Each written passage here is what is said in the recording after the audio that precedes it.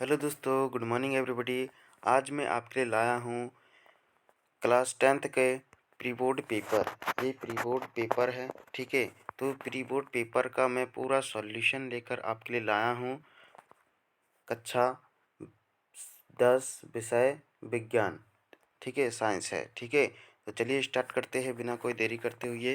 तो इसमें पहला क्वेश्चन है सही विकल्प में कि लोहे चूर्ण तथा तनु हाइड्रोक्लोरिक अम्ल डालने से क्या बनेगा, ठीक है। हाइड्रोजन गैस व आयरन क्लोराइड, या क्लोरीन गैस व आयरन क्लोराइड, या कोई अभिक्रिया नहीं होगी, या आयरन तत्क्षण लवण व जल बनाएगा। तो वो देखते हैं हम। लोहे चूर्ण या हाइड्रोक्लोरिक अम्ल डालने से, देखो, लोहा चूर्ण मतलब Fe होता है, ठीक है। और प्लस हाइड्रोक्लोरिक अम्ल मतलब HCl होता है। जब हम तीनों की क्रिया करवाएंगे तो Fe जो है वो प्लस में है, Cl इधर ऋणात्मक है, तो FeCl बनेगा, ठीक है। FeCl बनेगा और प्लस में आपका H धनायन बनेगा, ठीक है। तो हाइड्रोजन गैस और आयरन क्लोराइड बन रहा है, ठीक है। तो इस तरीके से पहला आंसर हो जाएगा ये वाला, हाइड्रोजन गैस व आयरन क्लोराइड, ठीक है। नेक्स्ट क्वेश्चन क्या है? नेक्स्ट क्वेश्चन है कि पतले तारों से धातु को खींचे जा सकने की क्षमता क्या कहलाती है? तो पतले तारों के धातु को खींचे जा सकने की क्षमता को हम तन्यता कहते हैं। क्या कहते हैं? तन्यता, ठीक है। और आघातवर्धनीयता किसे कहते हैं? कि धातु के पतले तारों को चादर के रूप में कन्वर्ट करना क्या कहलाता है? आघातवर्धनीयता। और ध्वनिता मतलब किसी वस्तु में ध्वनि उत्पन्न करना ध्वनिता कहलाता है, ठीक है। तो पहले का हो गया ये पहला, दूसरे का भी हो गया पहला, ठीक है। फिर तीसरा पढ़ते हैं। ग नंबर में क्वेश्चन क्या लिखा है कि दो तंत्रिका कोशिका के मध्य खाली स्थान को क्या कहते हैं? तो दो तंत्रिका कोशिका के मध्य के खाली स्थान को कहते हैं सिनैप्स। नेक्स्ट क्वेश्चन है अलैंगिक जनन मुकुलन द्वारा होता है। तो अलैंगिक जनन जो मुकुलन द्वारा होता है वो ईस्ट में होता है। किसी किसी वीडियो में प्लाज्मोडियम लिखा है, ठीक है। तो प्लाज्मोडियम सही नहीं है, अलैंगिक जनन मुकुलन द्वारा होता है, वो है आंसर ईस्ट में मुकुलन होता है, ठीक है। और बहुत सारे वीडियो हमने देखे हैं यूट्यूब पर बने हैं, उसमें बहुत सारे क्वेश्चन ऑब्जेक्टिव क्वेश्चन ही गलत दिया है। देखिए यही वाला क्वेश्चन देख लेना आप, विद्युत धारा उत्पन्न करने की युक्ति को क्या कहते हैं? तो विद्युत धारा उत्पन्न करने की युक्ति को क्या कहते हैं? एमीटर कहते हैं। विद्युत धारा को माप SI मात्रक एम्पियर होता है, लेकिन उस विद्युत धारा को मापने वाला यंत्र क्या होता है? एमीटर होता है। और हमने किसी वीडियो में देखा उसमें विद्युत जनित्र बोल रहा, तो ये तो सरासर गलत है ना। तो आप सही वीडियो देखिए, है ना। मैं आज पूरा सही आंसर आपको बता रहा हूँ, उसको आप करिए, ठीक है। और भी कोई भी वीडियो देखने की ज़रूरत नहीं है, उसमें गलत बताया गया है, ठीक है। नेक्स्ट नेक्स्ट क्वेश्चन है 4 नंबर में क्वेश्चन लिखा है निम्न में से कौन आहार श्रृंखला का निर्माण करती है? तो घास गेहूँ आम, घास बकरी तथा आम, बकरी गाय तथा हाथी, या घास मछली तथा बकरी। तो इसका राइट आंसर हो जाएगा घास बकरी तथा मानव। देखो, मानव बकरी को खाएगा, बकरी घास को खाएगी। क्या आम गेहूँ को खाएगी, गेहूँ घास को खाएगी? तो ये तो गलत है, ये तो गलत हो ही नहीं सकता। और हाथी गाय को नहीं खाती है, और गाय ना तो बकरी को खाती है ना। बकरी ना मछली को खाती है, ना घास को खाती है। तो सबसे अच्छा तुम्हारा आंसर कौन सा बन जाएगा? आहार श्रृंखला यानी भोजन का श्रृंखला कौन बनाएगा? घास बकरी तथा मानव, यानी मानव बकरी खाती है, बकरी घास को खाती है, ठीक है। नेक्स्ट है 6वां नंबर, विश्व में सबसे तेजी से कम होने वाला प्राकृतिक संसाधन कौन सा है? विश्व में सबसे तेजी से कम होने वाला प्राकृतिक संसाधन कौन सा है? जल है, वन है, पवन है, या सौर प्रकाश है? देखो, सौर प्रकाश तो हो नहीं सकता, क्योंकि वो तो जितना यूज करो वो बढ़ते ही जाएगा। पवन हवाएं भी हमेशा चलती रहेगी, ठीक है। जल की भी कमी नहीं कह सकते हम, क्योंकि जल भी फिर से आ जाता है ना, पानी बरसता है, उसके बाद वो शुद्धिकरण होके वो लेकिन पीने के पानी की में कमी होती है। लेकिन सबसे तेज़ी से कम हो रहा है वो मेरा वन हो रहा है, ठीक है। तो याद रखना कि वनों की कटाई हो रही है, अधिकतर वनों की कटाई हो रही है। सब विश्व में सबसे तेज़ी से कम होने वाला प्राकृतिक संसाधन वन होगा। किसी किसी वीडियो में जल भी बताया, तो इसको देख लेना। जल भी हो सकता है, वन भी हो सकता है, लेकिन मेरे हिसाब से वन होना चाहिए, क्योंकि प्राकृतिक संसाधन वही सबसे ज़्यादा आपका घटते हुए जा रहा है ना। नेक्स्ट है आवर्त सारणी में आवर्तों की संख्या होती है, कितनी होती है? आवर्त सारणी में आवर्तों की संख्या 7 होती है। और समूह कितने होते हैं? समूह होते हैं आपका 18, और आवर्त होते हैं आपका 7, ठीक है। आगे बढ़ते हैं। अब आ जाते हैं, हम ये इंग्लिश में है। अब ये रिक्त स्थान, जल एक डैश ऑक्साइड है, तो जल एक हाइड्रोजन ऑक्साइड है, ठीक है, क्या है, हाइड्रोजन ऑक्साइड है। और अगर ये वाला गलत हो सकता है तो ये भी हो सकता है कि जल एक उभयधर्मी ऑक्साइड है, क्या है, जल एक उभयधर्मी ऑक्साइड है, ये भी लिख सकते हैं आप, ठीक है, उभयधर्मी ऑक्साइड, ठीक है, लेकिन आप लिखना जल एक हाइड्रोजन ऑक्साइड है, ठीक है। नेक्स्ट क्या है कि धातु ये प्राय ऊष्मा एवं विद्युत के, सबको पता है क्या होता है, सुचालक होता है ना।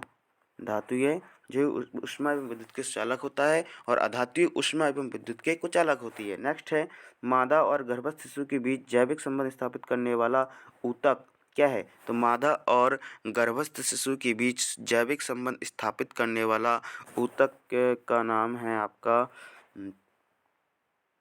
ये मैं भूल गया हूँ, इसको आप देख लेना क्या है, ठीक है।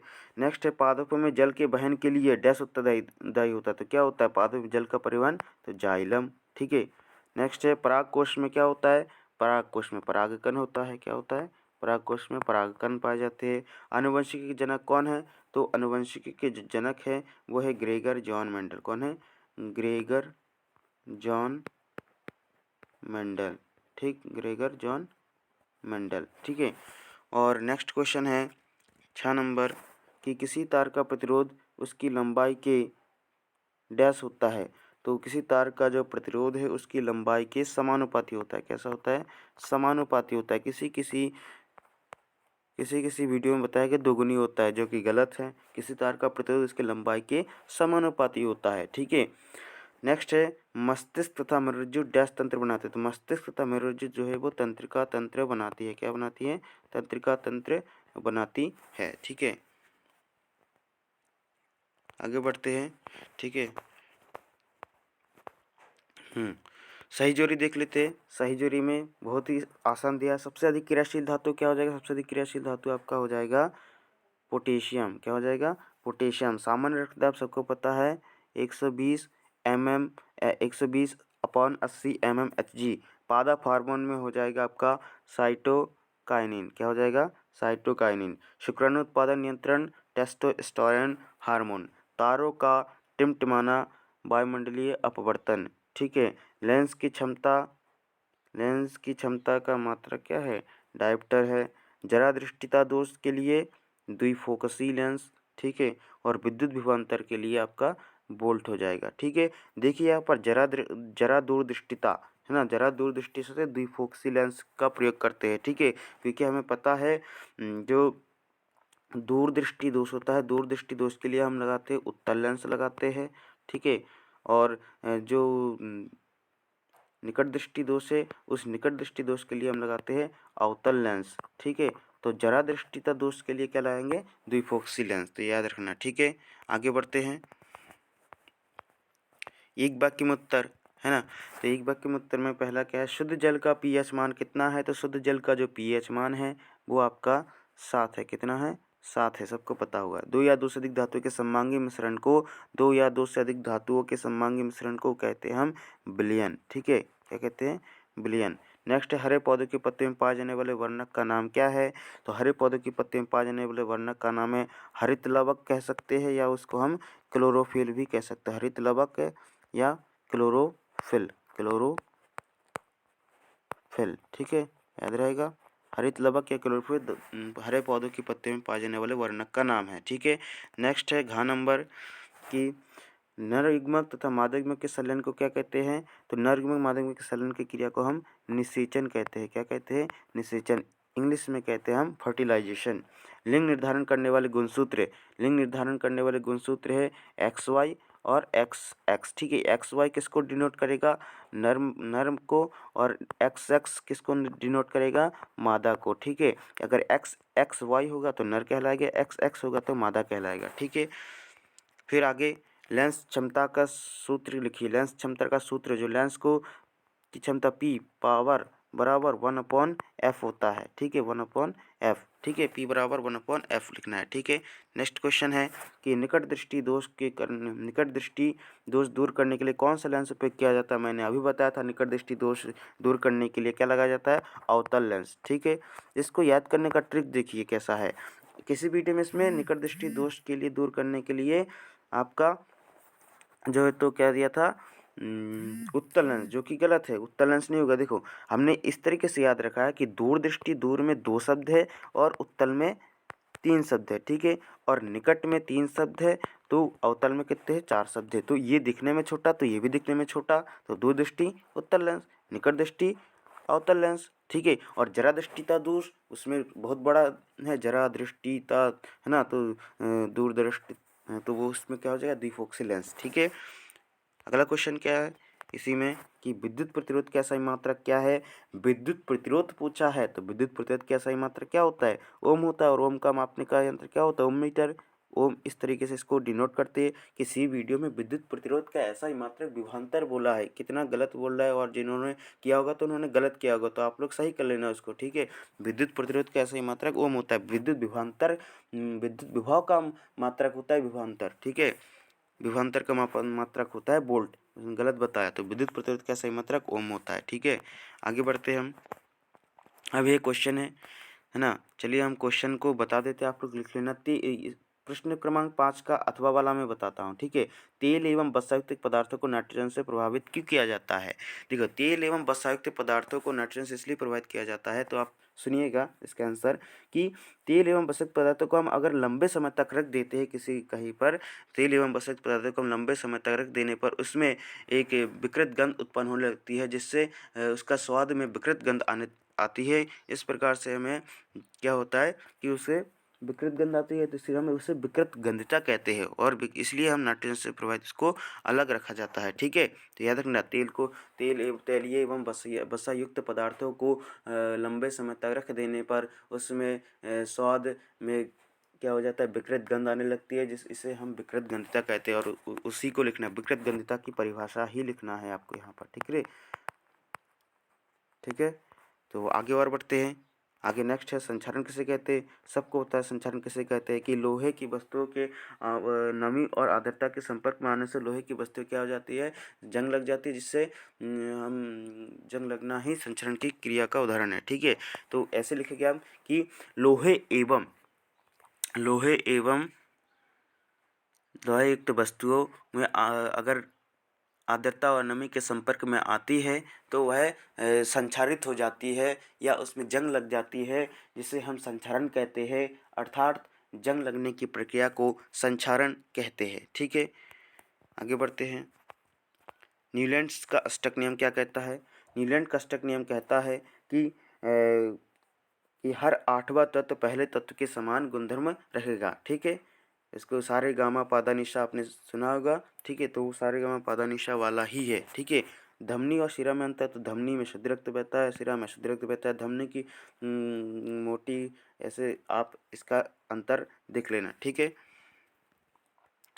फिर कायिक प्रवर्धन मतलब कि पौधे के किसी भी भाग से इसको काट देने पर वहीं से वो उनका ग्रोथ होता है, तो वो कायिक प्रवर्धन में आ जाता है। स्वपरागण का मतलब होता है कि जब किसी पुष्प के पौधों का परागकण उसी पुष्प के वर्तिका के ऊपर गिरते तो उसे स्वपरागण कहते हैं। जब किसी पौधे के पुष्प के परागकण उसी पुष्प के परागकोश से लेकर उसी पुष्प के वर्तिका पर गिरते तो हम स्वपरागण कहते हैं, ठीक है। ये सारे क्वेश्चन है। मेंडल के प्रवर्तक नियम, परावर्तन के नियम, अपवर्तन के नियम।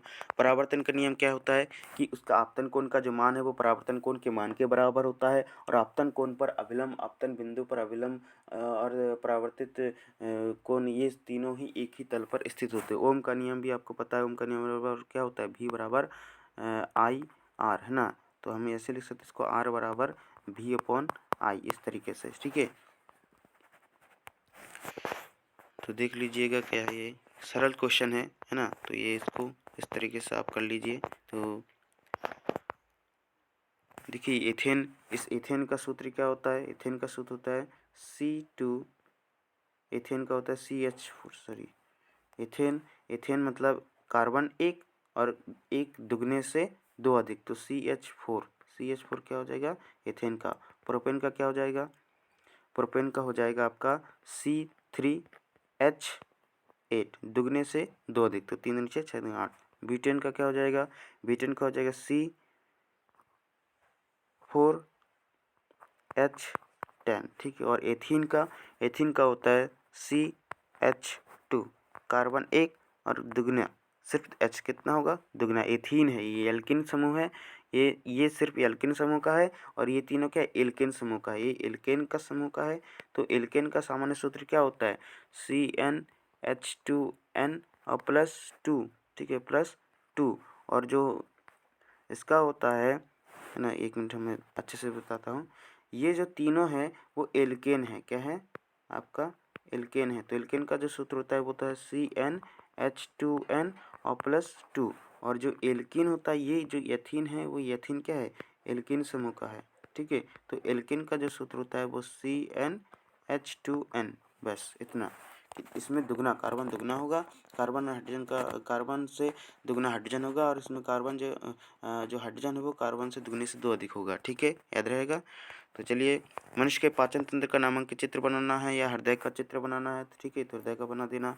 और एक क्वेश्चन है इस तरीके का, ठीक है, अंकित प्रश्न है। Thank you so much video को लास्ट तक देखने के लिए। इसमें हमने आपको ऑब्जेक्टिव क्वेश्चन एकदम सही से ही बताया, आपको किसी और वीडियो से देखने की ज़रूरत नहीं है। किसी और वीडियो में कुछ गलत बताया होगा तो उसके लिए आप देख लेना, ठीक है। तो थैंक यू सो मच।